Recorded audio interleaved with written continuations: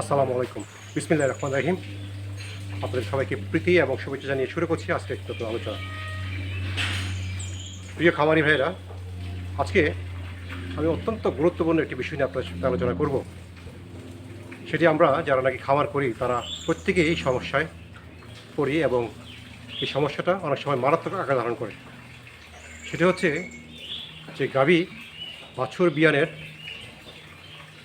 পরে পরবর্তী গর্ভধারণ না করা। এটা অনেক ক্ষেত্রে খুব ব্যাপকভাবে সমস্যার সম্মুখীন আমাদেরকে হতে হয়। সাধারণ হিসেবে একটি গাভী বাছুর প্রসবের 2 থেকে 3 মাসের মধ্যে পুনরায় হিটে আসবে এবং বীজ দেওয়ার পর এটি গর্ভধারণ করবে। এটা হচ্ছে স্বাভাবিক। কিন্তু কখনো কখনো দেখা যায় যে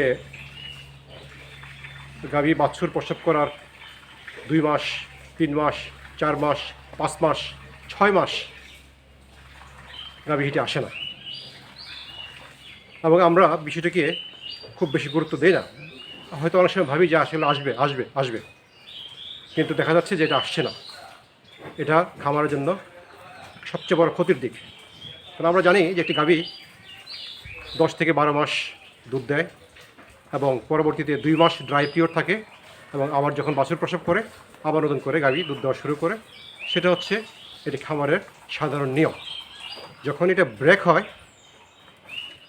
আপনার 6 মাস পর্যন্ত যদি হিটে না আসে, পরবর্তীতে এটা প্রেগনেন্ট হওয়ার পরে আবার বাছুর দিতে দেখা যাচ্ছে যে 1.5 বছর বা 2 বছর লেগে যায়। তখন খামারে ওই গাভীটাকে রাখা একটা খামারের জন্য একটা বোঝা হয়ে যায়। কারণ এটা কোনো উৎপাদন দিচ্ছে না, কিন্তু আপনাকে প্রতিদিন তাকে দানাদার খাবার, ঘাস, খড় সব কিছু দিতে হচ্ছে এবং এটা 5 থেকে 7 হাজার টাকা প্রতি মাসে এটা খরচ হয়। পক্ষান্তরে আপনি কিছুই পাচ্ছেন না। তো আজকে আমরা আলোচনা করব যে কিভাবে আমরা এই সমস্যা থেকে সমাধান পেতে পারি। আমি ভিডিওর এক পর্যায়ে একজন বিশেষজ্ঞ পশু চিকিৎসকের শরণাপন্ন হব, ওনার মতামত নিব এবং ওনার চিকিৎসা নিব। তো আপনি পুরো ভিডিও জুড়ে আমার সাথে থাকবেন আশা করছি।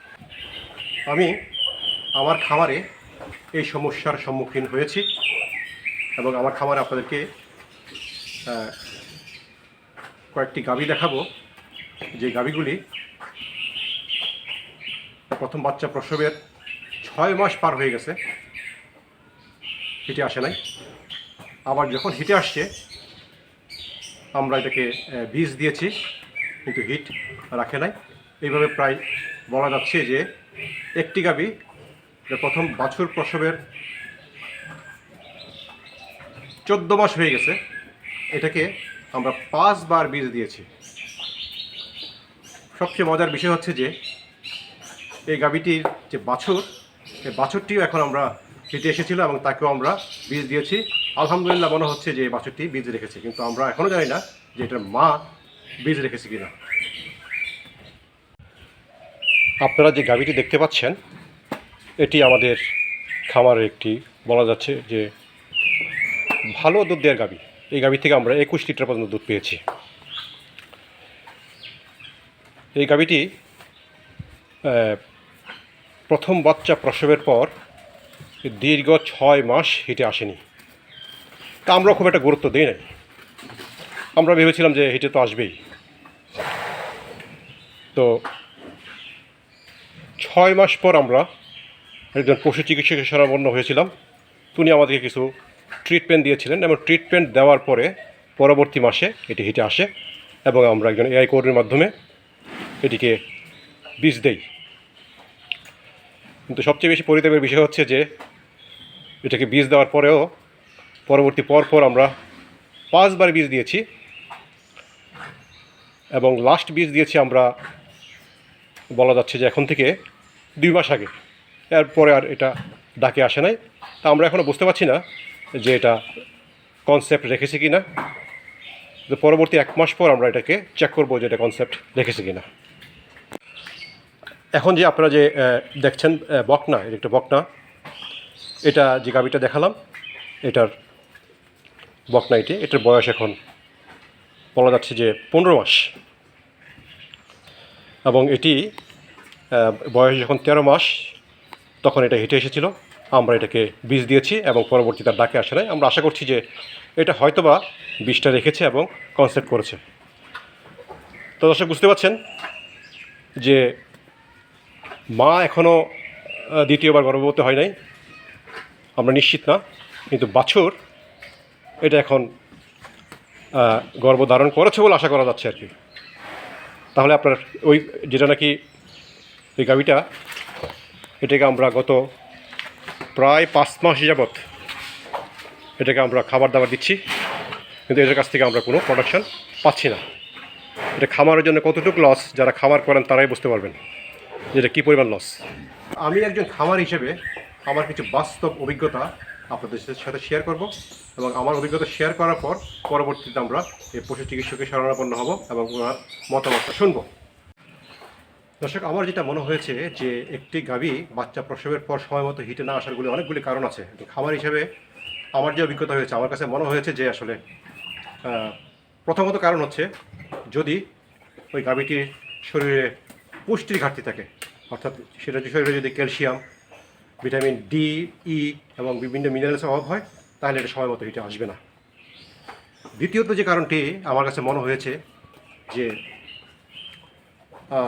আমরা বলতে পারি যে যখন নাকি গাভী প্রথম প্রসব করার সময় যদি তার গর্ভফুলটি ঠিকমতো ক্লিয়ার না হয়, তাহলেও এটা হিটে নাও আসতে পারে।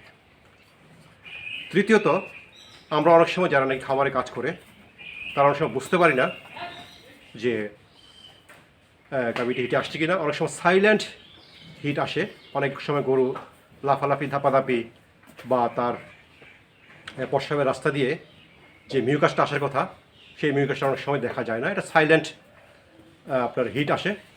এটা বুঝতে না পারলে আপনার সময় মতো যদি পালার না দেন বা বীজ না দেন, তাহলেও আপনি গাভীকে সময় মতো আপনি গর্ভবতী করতে পারবেন না। তো আসুন আমরা দেখি যে আমাদের অভিজ্ঞ পশু চিকিৎসক উনি এই ব্যাপারে কী মতামত দিয়ে থাকেন এবং আমাদেরকে কী পরামর্শ দেন। আসুন আমরা শুনে আসি। আসসালামু আলাইকুম, সকল খামারিকে শুভেচ্ছা জানাচ্ছি। আমরা একটু আগে একজন খামারির কথা শুনলাম, সেই কথার পরিপ্রেক্ষিতে আমি একটু সংক্ষিপ্ত আলোচনা করতে চাই। সাধারণত বাছুর বিয়ানোর পর 45 থেকে 90 দিনের ভিতর পরবর্তী হিট আসার কথা। যদি না আসে সেটাকে আমরা পোস্টপার্টাম অ্যানস্ট্রাস বলে থাকি বা বন্ধ্যাত্বের লক্ষণ বলে থাকি। এটা আসলে কী কারণে হয় এটা আমাদের জানা দরকার। আমি যদি বলে থাকি প্রধান কারণ যেটা হচ্ছে সেটা অপুষ্টি। যদি আমরা সঠিক পরিমাণে দানাদার খাবার না দিই, তাহলে প্রোটিনের পরিমাণ যদি কমে যায়, খাবারে যদি ভিটামিন এ, ডি, ই সমৃদ্ধ খাবার না থাকে, পাশাপাশি কিছু মিনারেল রয়েছে যেমন ক্যালসিয়াম, ফসফরাস, জিঙ্ক, এগুলো যদি আমরা না দিই, সেক্ষেত্রে কিন্তু এই হিটে আসা বন্ধ হয়ে যেতে পারে। পাশাপাশি আমাদের মনে রাখতে হবে যে বাছুর বিয়ানোর পরে প্রচুর পরিমাণে দুধ উৎপাদন বেড়ে যায়, সেই ক্ষেত্রে ক্যালসিয়াম ডিসচার্জ হয়। সেই অনুযায়ী আমরা যদি খাবার প্রদান না করি, তাহলে ওভারির যে ফাংশন সেটি ধীরে ধীরে স্লো ডাউন হয়ে যায়। দ্বিতীয়ত যে কারণটা রয়েছে সেটি হচ্ছে জরায়ু সংক্রান্ত। জরায়ুতে বিভিন্ন সময় ইনফেকশন হতে পারে, ফুল যদি না পড়ে বা রিটেন প্লাসেন্টা যদি হয়, সেটির কারণেও হতে পারে। আবার ডেলিভারির সময় যদি কোনো জটিলতা হয় কিংবা কোনো অনভিজ্ঞ ব্যক্তির মাধ্যমে যদি আমরা ডেলিভারি করি, তাহলে জরায়ুটা ছিঁড়ে যেতে পারে কিংবা ব্লিডিংও হতে পারে। ব্লিডিং হলে সেক্ষেত্রে ইনফেকশন হওয়ার সম্ভাবনা থাকে।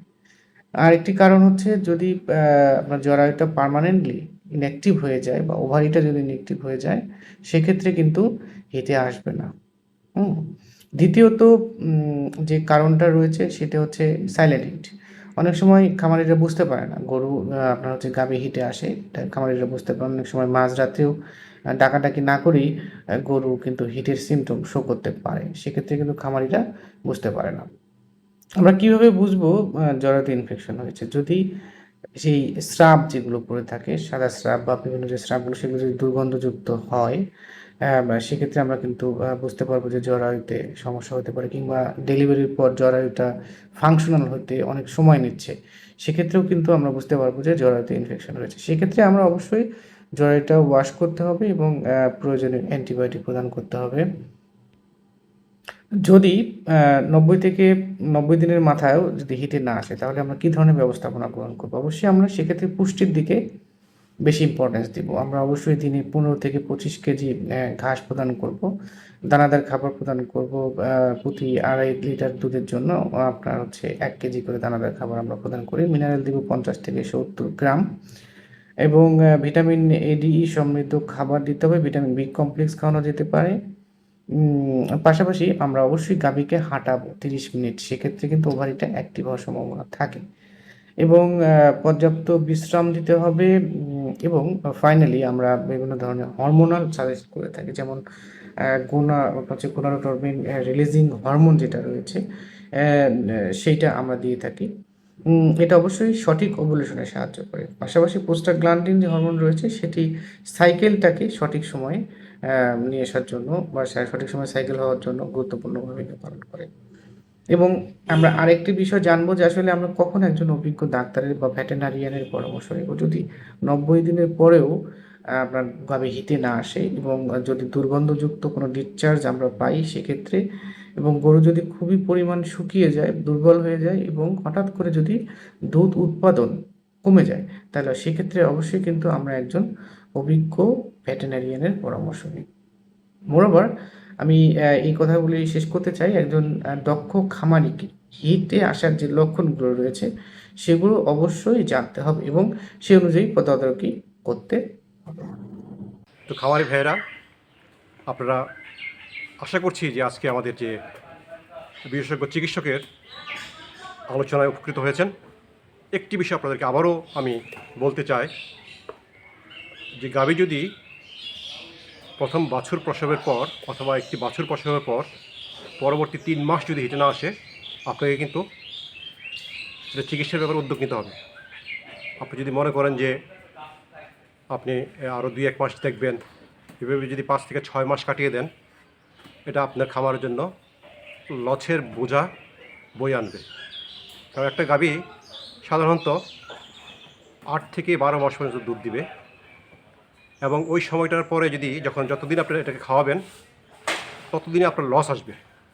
সুতরাং আমাদেরকে মাথায় রাখতে হবে একটি বাছুর প্রসবের 3 থেকে 4 মাসের মধ্যে যেন এই গাভীটি পুনরায় হিটে আসে এবং গর্ভধারণ করে, তাহলে খামার আপনি লাভজনক করতে পারবেন। তো আজকে এই পর্যন্তই। পরবর্তী ভিডিও দেখার জন্য সবাইকে ধন্যবাদ জানিয়ে এখানে শেষ করছি। আল্লাহ হাফেজ, আসসালামু আলাইকুম।